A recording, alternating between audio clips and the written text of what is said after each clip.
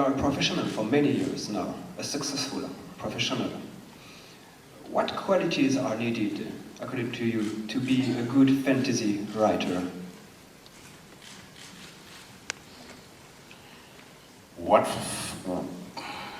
It's a hard question. What qualities are needed to be a good fantasy writer? Well, I think it helps to love fantasy and to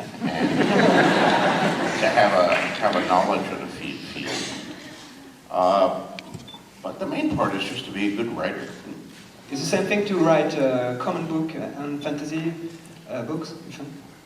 Comic book is a different form, but you know, ultimately it all comes down to story. There are people in my field, and of course I've been mostly working in science fiction and fantasy since I first began to publish, and horror to an extent.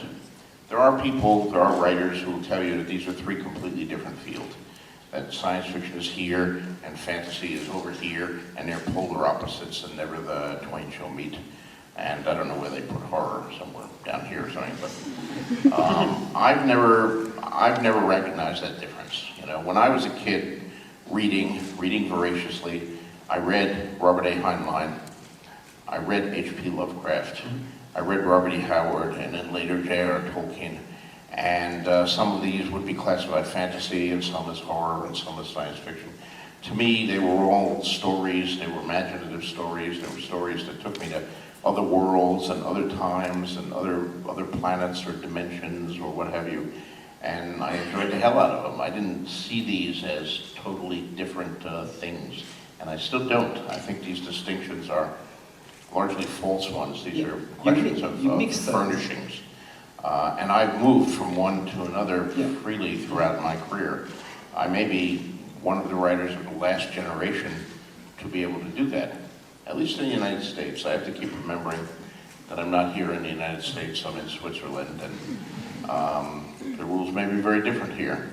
But American publishing has become very rigid in recent decades, and I know writers, younger writers than myself, who are writing science fiction and are writing fantasy, and their publisher says, oh, you cannot write both of these, you must have two different names.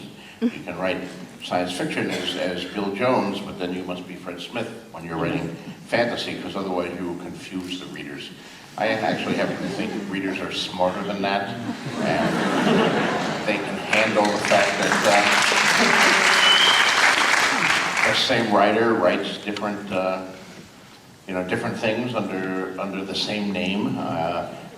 Certainly readers of past generations had no difficulty doing that. Robert A. Heinlein wrote fantasy. H.P. Lovecraft wrote science fiction.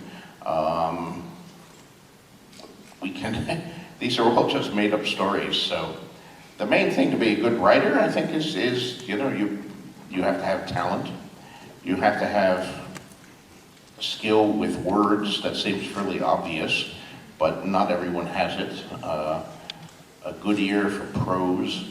In particular, if you're going to write something like comic books or television and film, where so much of it rests on dialogue, you have to have a good ear for dialogue and the way people actually speak, and the individuality to give each character his own method of speaking.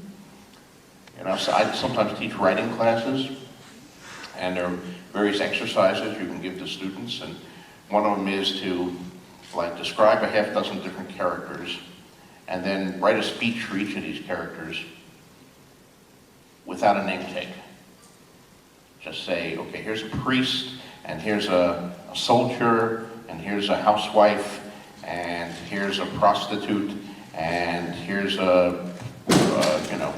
invent whatever you want. Write a speech for each of them in which they don't refer to their expression, they don't give their name, but just make each speech sound different from the other, so you can instantly know, just from the words, this is the priest speaking, this is the prostitute speaking. And that kind of, the talent to do that, if they all sound the same, you have a problem. They should sound different. Another thing is the empathy, an interest in human beings. I mean, character is the heart of all stories. I don't care if you're writing science fiction, fantasy, horror, or mainstream story, literary fiction, mystery novel, historical fiction. It's all about the people who inhabit it. It's all about the characters. And there will be many different kinds of characters. And you should be able to have a certain amount of empathy for them. And that's certainly one thing that I've tried very hard to make part of my fiction. Even if you're writing from the viewpoint of someone who is not at all heroic, who's a villain perhaps, or would be considered a villain, he has his motivations, he has his reasons. He doesn't necessarily think he's the villain. Nobody gets up in the morning and says, I'm the villain. What evil things can I do today? You know, except possibly the Red Skull, or, you know, in Marvel Comics. But even the better Marvel villains don't do that. Dr. Doom had his own reasons for doing what he did. Dr. Doom thought he was well justified. But